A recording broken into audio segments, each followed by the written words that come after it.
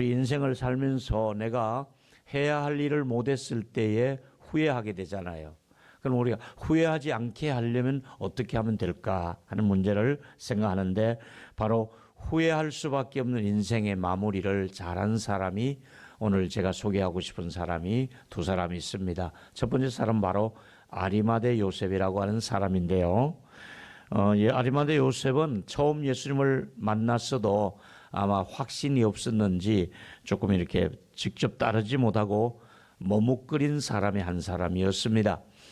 우리가 예수님을 만나도, 예수를 믿어도 좀 머뭇거리는 사람들이 있잖아요. 앞뒤 생각하느라고 머뭇거리고, 또 여러 가지 갈등을 겪으면 머뭇거리고 그러잖아요. 근데 이 머뭇거리는 순간에 나는 후회할 시간이 벌써 지나가고 있다는 것을 아셔야 됩니다. 예수님 직접 섬길 수 있는 기회를 다 놓친 거예요. 머뭇거리다 보니까. 근데 막상 예수님이 어느 날 보니까 십자가에 처형되잖아요.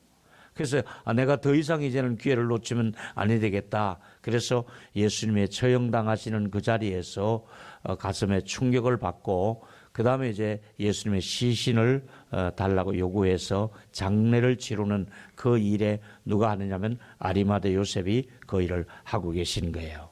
근데 아리마대 요셉의 이 머뭇거리는 모습을 보면서 바로 우리들의 모습이 이런 모습이 아닌가. 나도 다음에 하지 뭐. 글쎄 조금 여유가 있으면 내가 또 다음에, 이렇게 자꾸 머뭇하다 보니까 세월이 지나가고 기회를 놓쳐버리고 많은 이런 우리 머뭇거림의 인생은 후회할 수밖에 없는 거예요. 그래서 오늘은 더 후회하기 전에 이런 주제로 말씀을 나누려고 합니다. 오늘 주저하다가 보낸 세월 속에는 너무 안타까운 사연들이 많이 있거든요. 주저하다가 불충성하게 되고, 또 주저하다가 시간을 낭비하게 되고, 그러다 보면 또 여러 가지 주저하다 보니까 후회가 남게 되는 그런 일이 있을 수 있습니다. 근데 아리마대 요셉은 이제 나중에 큰 변화를 경험하게 된 이야기가 본문 속에 나옵니다. 아리마대 요셉은 큰 변화가 있었습니다. 예수님이 십자가에 돌아가시 직후에 총독 빌라도를 찾아갑니다. 아무도 할 수 없는 일을 빌라도에게 찾아가서 그는 예수님의 시신을 내게 좀 달라고 요구를 하게 됩니다. 겁이 나서 그럴 수도 있고요. 아무도 총독 앞에 그 얘기를 할 수 있는 분위기가 아니었습니다. 그런데 아리마대 요셉은 당당하게 총독을 찾아가서 예수님의 시신을 십자가에서 내려달라. 그리고 내가 장례를 치르게 해달라. 이렇게 말씀하는 것입니다. 당시에 십자가의 처형의 법을 보면 죽을 때까지 매달아 놓는 것이 아니라 죽은 이후에도 오랫동안 매달아 놓고 지나가는 많은 사람들에게 반역자의 최후는 이렇다. 이렇게 반역하고 죽으면 이렇게 된다는 것을 보여주기 위해서 본보기로 시신을 오랫동안 매달아 놓습니다. 반역자의 최후가 어떻게 된다는 것을 알리기 위해서 그런 것이지요.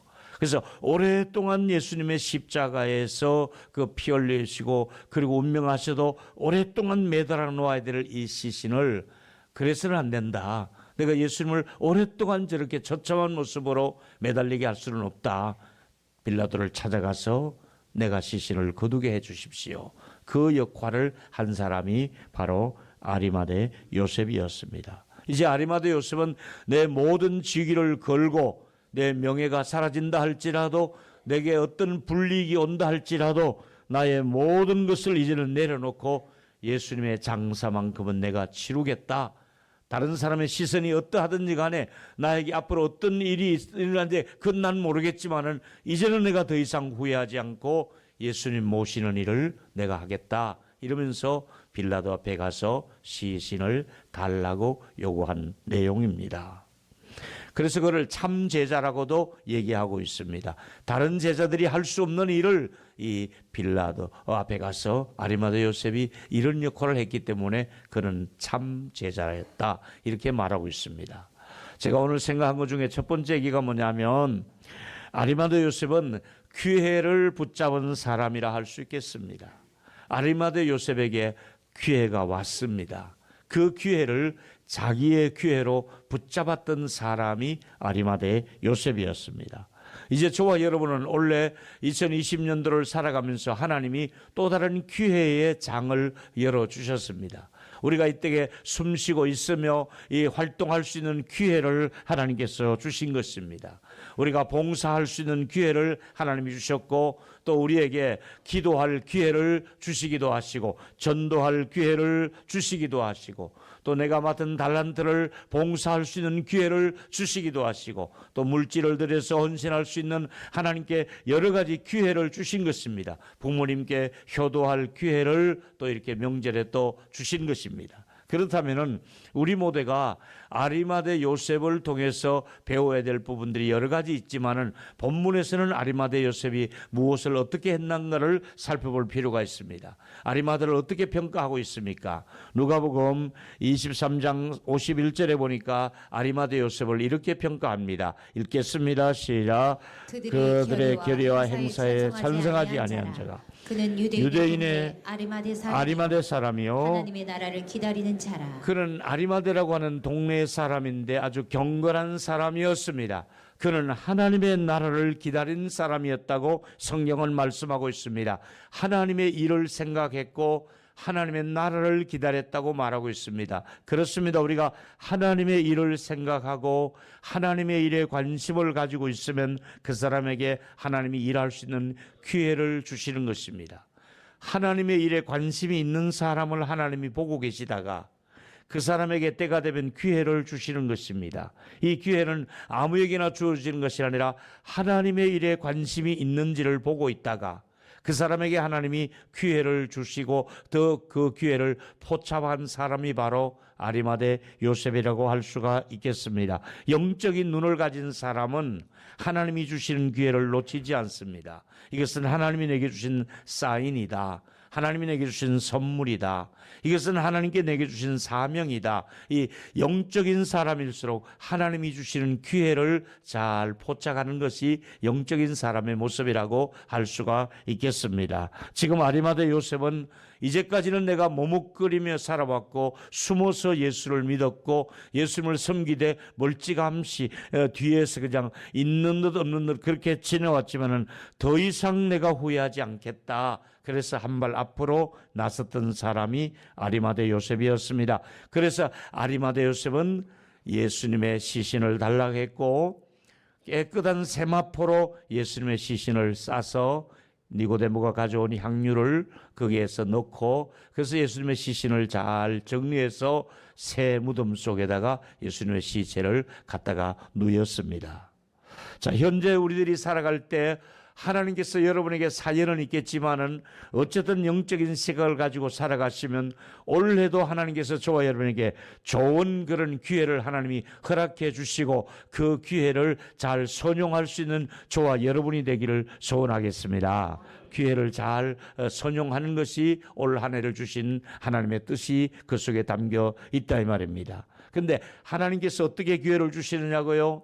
예, 그 기회를 이렇게 성경에 샘플이 있습니다. 마태복음 10장 42절을 보니까 누구든지 여러분도 포함될 수 있습니다. 누구든지 여러분도 이 속에 들어가 있습니다.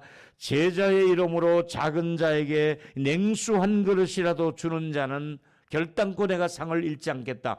누구든지 목마른 사람에게 냉수를 대접할 수 있잖아요. 누구든지 물 한 그릇 주는 것이 뭐 그렇게 어렵겠느냐 하는데 사실은 쉽지 않지요. 내가 왜 그래? 내가 왜 그래? 저 사람하고 나하고 무슨 상관이 있는데 내가 왜 그 수고를 해야 되지? 요즘 가면 갈수록 개인주의가 되기 때문에 내가 왜 그런 일을 해야 돼? 이렇게 우리가 나올 수도 있습니다. 내가 왜 옥에 있던 사람을 돌아봐야 돼? 내가 왜 나그네를 영접해야 돼? 배고픈 사람하고 내가 어떻게 다 하란 말이야? 병든 사람을 내가 어떻게? 여러분 우리 주변에 병든 자, 나그네된 자, 외로운 자들, 또 헐벗은 자들 내가 왜 하면 그 사람은 상급을 잃어버리게 되는 거예요. 그걸 내게 주신 기회로 생각하고 내게 그 일을 하라고 내 주변에 그런 사람을 보낸 것으로 생각하시고 저 아픈 사람이 내 주변에 눈에 띄었다. 저 가난한 사람이 내 주변에서 있게 했다 것은 너의 것을 가지고 그 사람을 도와주라고 하나님이 기회를 주신 것이라고 생각하시고, 여러분에게 원래 우리에게 주어진 기회를 놓치지 않고 감당할 수 있는 저와 여러분이 되기를 소원하겠습니다. 예수님께서 십자가에 매달렸을 때에 우리는 단순히 십자가에 매달리신 그분이 어떤 분인가를 우리가 뭐하는 사람이 모르고 있잖아요. 왜 저분이 십자가에 달렸는지, 저분이 십자가에 달림으로 어떤 일이 우리에게 다가오는지 아무도 모를 때 그 소중한 마무리를 아리마대 요셉이 하고 있습니다. 바울은 예수님이 십자가에 달리신 것이 우리하고 어떤 관계가 있는지를 이렇게 말하고 있습니다. 고린도전서 1장 18절입니다. 같이 읽습니다. 시작. 십자가의 도가 멸망하는 자들에게는 미련한 것이요 구원을 받는 우리에게는 하나님의 능력이라. 십자가에 달리신 예수님은 멸망받는 사람이 볼 때는 미련한 짓입니다. 왜 저렇게 미련하게 십자가에 달리는 정도로 살아가는가? 왜 저런 행동을 했는가? 저렇게 십자가에 달릴 정도로 죽는 것이 미련하게 보였습니다. 그러나 구원받는 우리에게는 그 속에 하나님의 능력이라는 것이잖아요. 십자가가 능력이잖아요. 우리를 살리는 능력입니다. 우리는 오늘 예수님을 처음 만났을 때의 그 아리마대 요셉의 모습과 예수님이 돌아가시고 난 뒤에 아리마대 요셉은 다른 모습으로 드러나고 있지 않습니까? 처음에는 가만히 있었던 그가 이제는 내가 더 이상 가만히 있을 자리가 아닌 것 같다. 이제 내가 발벗고 나서야 될 것 같다. 내가 이 일을 하지 않으면 내가 후회할 것만 같다. 그래서 예수님의 시신을 마지막에 그가 나서서 거두었던 모습을 보면서 이제 내가 체면을 세울 때가 아니다. 이게 내 자존심의 문제가 아니다. 내 명예가 문제가 아니다. 내가 죽으면 들어가려고 생각했던 내 재산과 같은 저 무덤도 이제는 내가 이것저것 따질 때가 아니다. 그러면서 이제는 예수님의 장례를 내가 치루겠다는 생각으로 앞뒤 가리지 않고 그런 계산하지 않고 나가서 이 일을 내가 하겠습니다 하고 후회하지 않으려고 몸부림을 치는 아리마대 요셉의 생을 우리가 볼 수가 있습니다. 두 번째 얘기는 이렇게 시작합니다. 아리마대 요셉은 이 일을 위해서 대가를 지불했습니다. 그리고 사명을 감당했습니다. 우리는 어떤 일을 할 때 대가를 지불하고 그것이 곧 사명하고 연결된다는 것을 아셔야 됩니다.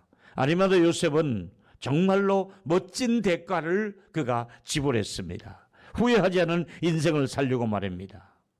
다시 말하면 후회를 넘어서 사명을 감당한 사람이 아리마대 요셉이라고 할 수 있습니다. 더 이상 내가 후회하지 않고 사명의 사람이 되자. 여러분에게 주리는 메시지가 이겁니다. 여러분이 후회할 인생을 살지 마시고 인생을 후회하면서 마무리를 하지 마시고 사명을 감당하다가 인생을 마무리할 수 있는 저와 여러분이 되기를 축원하겠습니다. 우리 옆 사람과 손잡고 말씀하십시오. 후회하시지 마시고 사명을 감당합시다.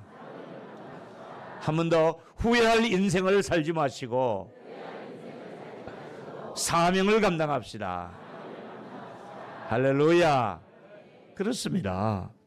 금년에 우리 모두에게 주는 메시지가 이런 것들입니다. 올해는 후회할 만한 일은 하지 마시고 사명을 감당할 수 있도록 내가 왜 그랬던가, 내가 왜 그때 기회를 놓쳤던가, 내가 그때 왜 그거 하지 않았던가, 내가 그때 왜 기도하지 않았던가, 내가 왜 그때 전도하지 않았던가, 내가 그때 왜 좀 더 봉사하지 않았던가, 그런 후회보다는 원래는 내가 사명을 감당할 자리로 대가를 지불하고 앞으로 나올 수 있는 저와 여러분이 되기를 축원하겠습니다.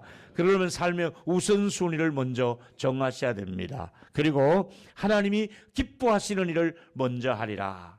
하나님이 기뻐하시는 일을 내가 해보겠다. 그래서 이제는 내가 세상을 따라가는 것이 기준이 아니라 그리스도를 따라가는 것이 내가 기준이 되어야겠다. 뿐만 아니라 손에 쟁기를 잡고 내가 이제 뒤를 돌아봐서는 아니 되겠다. 뿐만 아니라 이제 내가 소돔성에서 빠져나왔던 그 롯의 아내가 거기에 또 미련이 있어서 뒤를 돌아보다가 소금기둥이 되고 말았으니 나는 롯의 아내처럼 살아서는 아니 되겠다. 뿐만 아니라 여리고로 내려가다가 보면 강도 맞는 사람이 있었을 때 두 사람 제사장도 레위인도 피하여 지나갔습니다. 후회할 일을 했습니다.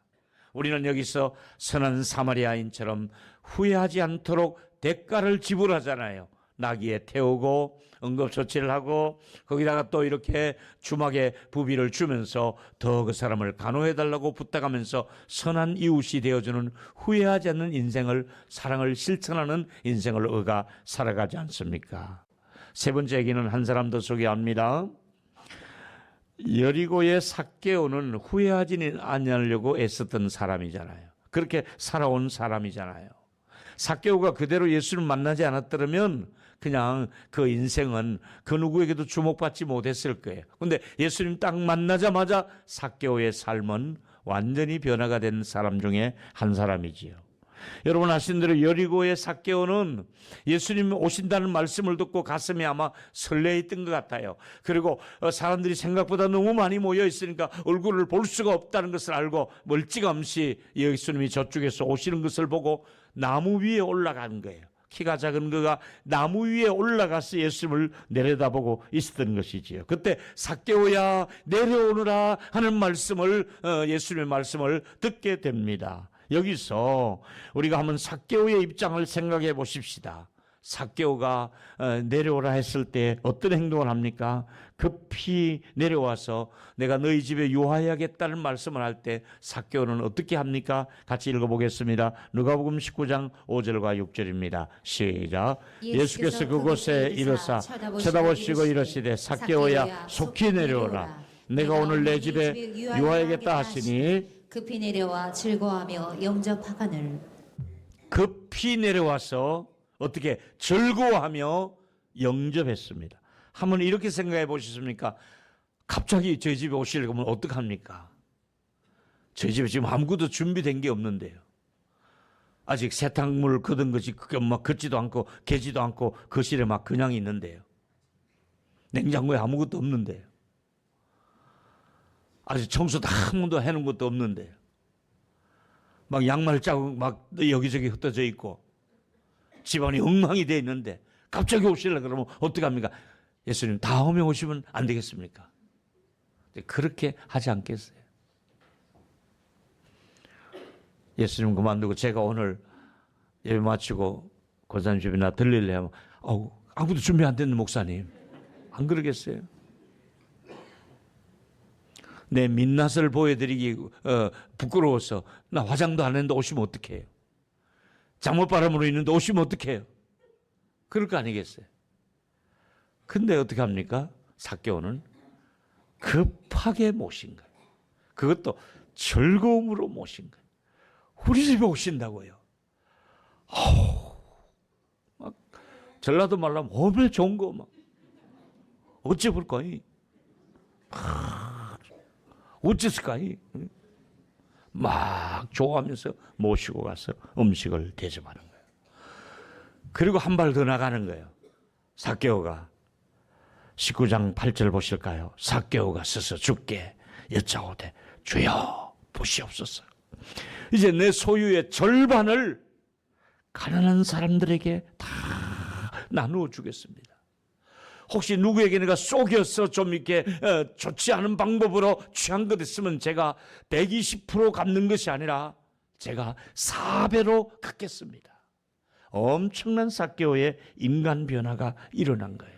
삭개오는 제대로 대가를 지불하고 살아가는 후회하지 않은 인생을 결정한 사람이에요. 우리가 이런 결정이 필요해요. 저와 여러분이 이번에 해야 될 일은 대가를 하나님 앞에는 지불하면은 후회하지 않는 인생으로 살아갈 수 있도록 대가 지불을 해야 돼요. 머뭇거리시면 안 돼요. 우리도 그렇게 살아가야 되는 거예요. 그때 주어진 메시지가 9절에 예수께서 이르시되 오늘 구원이 이 집에 이르렀다. 이 사람도 아브라함의 자손이다 얘기했어요. 사랑하는 여러분, 저는 예수님을 주인으로 모셨고 자기 집에 모셨던 사람으로서 변화가 일어났던 대표적인 사람이 삭개오라고 생각합니다. 그렇다면은 생각해 보십시오. 이제 저는 상상력을 좀 동원해 봤습니다. 예수님이 이제 오셨고 식사하셨고 머무셨고 떠나간 뒤에 삭개오는 자기 집안에는 모든 창고의 문을 열쇠를 열었습니다. 그리고 동네 가난한 사람이 누군 줄 압니다. 여리고에 가난한 사람들 압니다. 전부 오라 그래가지고 재산의 절반을 약속대로 다 내놓았을 때에 그 재산의 창고를 열어서 곡식 창고를 열어서 곡식을 얻어가지 않나, 이것저것 먹을 것을 챙겨가지 않나, 의료품을 주지 않나, 또 여러 가지 좋은 것들을 막 가지고 그동안 가득가득 모아놓았던 그 세리장이 그 세무소에 있으면서 여러 가지 챙겼던 것들을 다 퍼주기 시작합니다. 기쁨의 축제가 열렸고 가난한 사람들이, 배고픈 사람들이 모두가 삭개오의 집에 와서 받아가며 절을 하며 고맙습니다, 선생님 고맙습니다, 감사합니다 이러면서 막 축제 잔치가 열리는 것을 제가 생각해 보았습니다. 저는 우리 교회가 올 한 해 동안 삭개오의 집에서 열렸던 잔치가 우리 교회와 여러분의 가정과 셀 안에서 서로가 이렇게 기쁨으로 나눌 수 있는 축제의 자리가 되기를 주의 이름으로 축원하겠습니다. 우리 이렇게 나누면 이게 바로 삶의 기쁨이 아니겠습니까? 이게 변화가 아니겠습니까? 사랑하는 여러분, 오늘 제가 설교를 하면서 두 사람을 소개했습니다. 성경에 첫 번째는 아리마대 요셉의 막바지 변화를 제가 소개했습니다. 삭개오의 변화를 소개했습니다. 이번에 변화되실 분은 바로 여러분의 차례입니다. 다른 분들이 변화되는 모습을 보고 그랬다더라로 끝나지 마시고, 그렇게 사셨더라, 그렇게 은혜를 받았더라, 그렇게 복을 받았더라, 그렇게 끝나지 마시고 바로 그 축복과 변화의 대열에 후회하지 않는 사람의 그 대열 속에 이번에 차례가 있습니다. 올해는 여러분의 차례가 되셨다고 생각하시고 여러분 스스로가 하나님 앞에서 후회하지 않는 자리에 머물 수 있는 저와 여러분이 되기를 축원하겠습니다. 한번 따라하시면 좋겠습니다. 이번에는 제 차례입니다. 제가 하겠습니다. 아멘. 여러분에게 하나님이 기회를 또 주셨다 이 말입니다. 제 스스로 그 일에 내가 자원해 보겠습니다 하고 한번 원래 나서 보시지 않겠습니까? 2020년 우리 멋진 해를 출발했습니다. 그렇습니다. 이제 하나님께서 우리에게 선한 일을 하려고 만드셨다는 그 의지를 우리가 마음에 담아야 됩니다. 에베소 2장 10절에 우리는 그의 만드신 바라 그리스도 예수 안에서 선한 일을 위하여 지으심을 받은 바 되었다 그랬습니다. 우리가 선한 목적을 가지고 지은 사람들입니다. 우리가 남아있는 과제가 있습니다. 선한 일을 하시기 위해서 우리는 지금 존재하고 있습니다. 아멘 하시고요. 선한 기회를 하나님이 주실 것입니다. 우리는 무엇보다도 우리가 구하는 것보다도 하나님은 더 주시는 분이라고 성경은 말씀하고 있습니다. 내가 생각했던 것보다도 에베소 3장 20절에 보니까 하나님의 능력대로 우리가 구하거나 생각하는 모든 것에 더 넘치도록 능히 더하신다 그랬습니다. 우리가 기도하는 것보다도 더 넘치도록 능히 더해 주시는 축복이 있게 되기를 축원하겠습니다. 하나님이 더 주시는 분이십니다. 아멘. 그래서 오늘 결론을 이렇게 정리했습니다. 아리마대 요셉과 여리고의 삭개오를 보면서 우리가 받은 메시지가 이렇습니다. 여러분이 첫 번째 한번 읽어주십시오. 기회를 시작. 기회를 놓치지 말아야 후회하지 않는 인생을 살 수 있습니다. 기회를 놓치지 않는 한 해가 되시기를 축복합니다.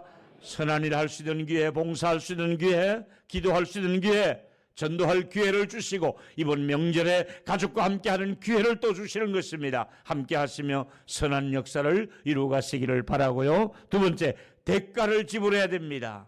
그냥 되는 것이 아닙니다. 대가를 지불했습니다. 당당하게 나가서 예수님의 시신을 달라고 요구하게 되었고 자기 무덤에 자기 세마포로 그리고 향유를 깨어서 예수님의 몸에 바르는 대가를 지불을 했습니다. 올 한 해 동안 우리 하나님이 주신 사명을 감당하면서 대가를 지불할 수 있는 저와 여러분이 되기를 바라겠습니다. 세 번째 것은 여러분 읽어주십시오. 시작. 이제는 나도 변화될 때가 되었다는 것을 인정하고 변화를 추구하고 후회하지 않은 인생을 사시기를 축복합니다. 후회하지 않은 인생을 사시기를 축복하겠습니다.